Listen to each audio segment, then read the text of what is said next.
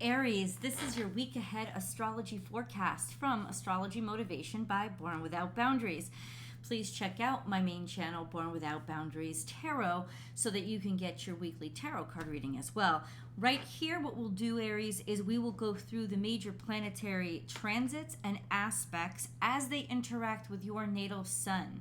I don't know exactly where your natal sun is in your chart, but if you want a personal reading, I do those. Just go to my website. You can schedule and book right there, www.bornwithoutboundariestarot.com.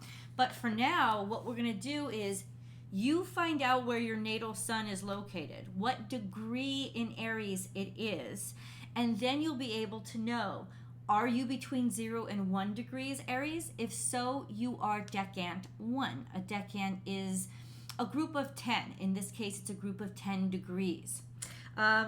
If your natal sun is between 10 and 20 degrees, you are decant 2 or Aries 2. And if your natal sun is between 20 and 30 or 20 and 29 degrees, Aries, you're decant 3, so Aries 3. These are important because between the very beginning of Aries and the very end is about 29 degrees, and that's a huge difference. In fact, it's the difference between a sextile and a square, or a square and a trine, which are very, very different angles, which create very, very different relationships between your natal sun and the planet they're interacting with. And that's why we divide them. I divide them the way that I do.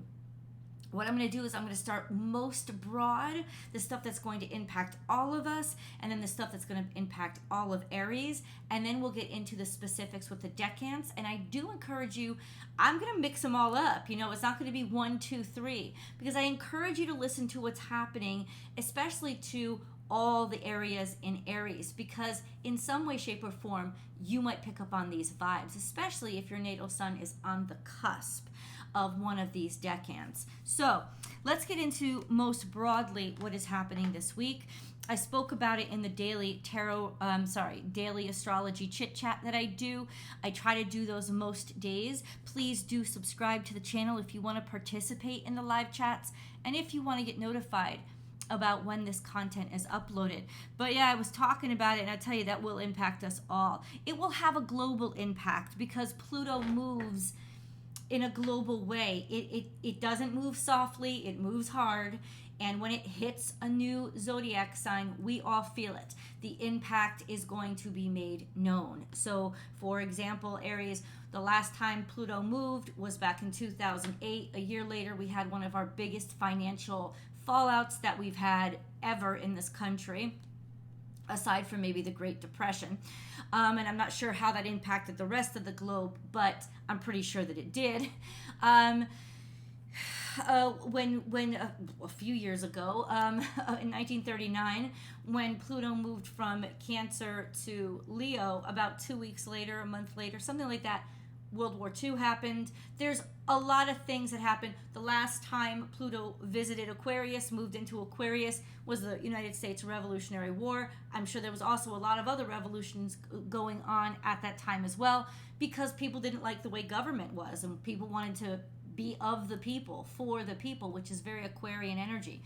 So we're going to see how this transit does impact us, but it will impact us. We will feel it, and that is something that you should just have your eyes on and have your ears open to.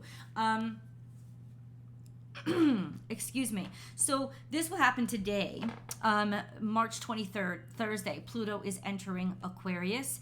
And for some of you, for very specific sums of you, you're going to be sextile to this. So if you are Aries 1 in the very beginning of Aries season, and I think that would be March Aries, but like March 22nd, 23rd, maybe 24th Aries, it is your natal sun that is going to be sextile to Pluto as it moves into Aquarius.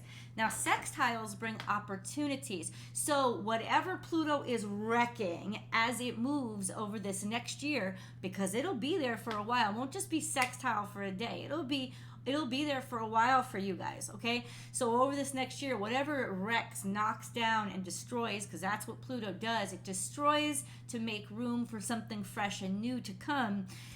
these things will actually open opportunities for you. So it's especially important for you guys to pay close attention to it. Now, let's go real general once again for all of you, all Aries.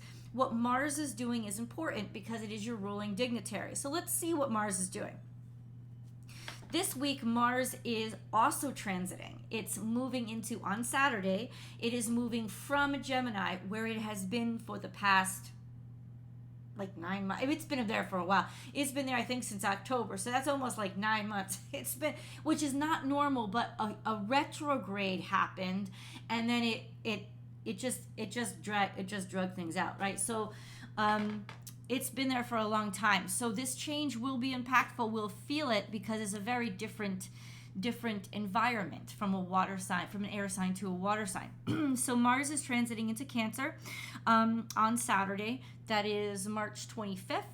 And Mars slows down in Cancer. It gets less decisive and more intuitively curious about the possibilities. What moves can I make? It is very strategic, and I think it is geared more toward thinking long term, thinking what will my long-term actions do, like what will be the outcome of them. So it doesn't move as quickly. It's not as impulsive. It is definitely more pensive. Think about how a crab, because Cancer is represented by the crab. Think of how it scuttles, right? Back and forth. I heard somebody describe this and I thought it was perfect. It scuttles back and forth. It scuttles from one side to the other. It doesn't go in a direct line. So it's not as direct. Mars is not going to be, not that it's not going to be as aggressive, but it's not going to be as direct. It could be a little bit more manipulative in Cancer because water has to be more, you have to manipulate it. You have to guide it. You can't just necessarily push right through it. And even though you do, there's lots of waves that come from that. So understand that Mars is going to,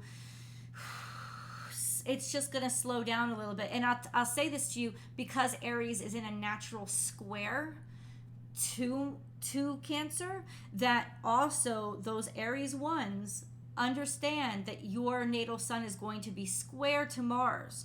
So suddenly there's going to be more manipulation or need to, I know manipulation sounds bad, sort of more navigation is required when you make a move for these next couple of weeks, okay?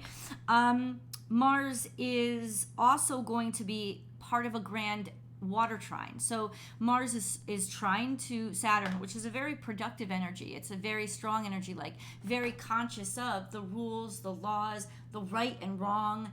Have I done things with quality? And it's also trine to the South Node. So Mars is forming a grand water trine between Saturn, which is in Pisces. It's in the first degree of Pisces, and then the South Node, which is in the first degrees of Scorpio. So what that is sort of getting comfortable with who you are, how you move, and what you're good at. So that could bless you all in terms of you finally coming to terms with, well, this is how I move, and this is what I'm good at, and this is what is best to apply what I'm good at, right? I mean, it's kind of like trimming the fat and just getting real comfortable with, how can I move, and where can I move, and what can I do with what I have. Mars is also going to be in a square to the sun. The sun is currently in Aries. And by the way, for those of you who are in Aries 1, your natal sun is conjunct to the current sun. Your natal sun is, all your natal suns, and this is for all Aries 1, not just the tippy beginning of you. All Aries 1, you're going to feel that impact of that current sun conjuncting your natal sun. That can imbibe you with a sense of confidence, self-assuredness, a sense of courage and purpose in your life, determination, as well as direction, and notoriety, notability, sort of having this allure about you that you will command natural confidence from people. So that's actually a very helpful conjunction for Aries 1. Mars, let's get back to, is also sextile to the North Node all week long. So it is trine to the South Node and sextile to the North Node. Very, very interesting combination. It just means that you're settling into, Mars is settling into its stride. It's settling into where it's headed based on what it is carrying along with it and how to use all those talents and skills and apply them to maybe the struggles, the challenges, or challenging oneself in less comfortable situations, but situations that will yield more productivity. So there's opportunities coming from that North Node, coming from challenging yourself. And so Mars is taking on those challenges. And I like that energy for all of you guys. Now, those of you who are born in mid-Aries season, this is usually the beginning of April, first week and a half of April. Your natal suns have been and will continue to be conjunct to Chiron and Jupiter. Only now Jupiter is separating from Chiron. And there has been a little dissonance with that separation, maybe a little bit of tension, also a little bit of kickback. I think that now we're feeling a lot of the stress and a lot of the pain that was accumulating when they were in perfect conjunction with each other. But remember, that can also yield to wonderful expansion once we make it through and learn lessons from what Chiron has to teach us in the hardest way possible, of course. And then you guys are also, your natal suns are also conjunct to Mercury, which brings a level of brilliance, a level of aha, a level of oh my God, a level of realization, especially in ways that people talk to you and words that they say. It'll reveal a lot, and may hurt, but it'll also help you make better decisions and realizations about, how somebody feels about you or what they think about you, or it's kind of an enlightening moment for you right now. So take it for what it is. It is truth. It's not necessarily personal. So if you could be more objective with the lessons that you learn, the information that comes in right now, it'll be better for you. It'll be easier for you to deal with. And then we have us Aries 3 over here by Wednesday. So by the very end of this week, because this is, like I say in the thumbnail and in the title, your week ahead forecast for March 23rd to the 29th. So by Wednesday, which I believe is the 29th, Mercury will have entered the third decant of Aries, and so it will be conjunct your natal suns, but only the very beginning of Aries 3. So maybe April 13th and 14th, if your birthdays are around there. But then it moves quickly. So going into the week afterward, it will impact all of you. Mercury conjunct the sun without the influence of Chiron or Jupiter. Mercury conjunct the sun is really wonderful. It's kind of brilliant energy. It's going to give you a lot of those aha moments of realizations. It's going to give you eloquence with your speech, with being able to communicate very fluently. Mercury conjunct the sun is always a good time to take tests or to give interviews or presentations, because your mind will be sharp, you'll be witty, and you'll be able to articulate everything that you think very well. So productive time for you. Now, the very, very end, the people who are born at the very, very end of Aries season, so this is Aries 3, but basically on the cusp of Taurus, not Taurus, but the cusp. You guys, your natal sun is sextile to Saturn, which is one of the most helpful aspects in the zodiac. This means productivity. This means desirability for bosses and authority figures and rules and laws, being in sync with them. And that means productivity, having a lot of opportunities in your career to move forward, to move ahead, to do it right so that it's structured with integrity. This is a really nice time, but it's also square to Pluto as it moves into Aquarius, which means you might have conflicts coming from the outside, like everything that's what Pluto is, the wrecking ball, right? So with everything that Pluto is wrecking, it may stall or create obstacles with what you're trying to build. But if you face them, since it's a square, if you face them and learn from them, it'll actually build you up, not knock you down. why I love you guys so much, and I hope that you'll join me for your week ahead tarot card reading over on Born Without Boundaries Tarot. Remember, I do dailies over here, or I try to. So if you want to participate, go ahead and subscribe to this channel, like this video. I love you guys. Feel free to leave your comments below and let me know how this energy is impacting you in your day-to-day, and I will talk to you next week.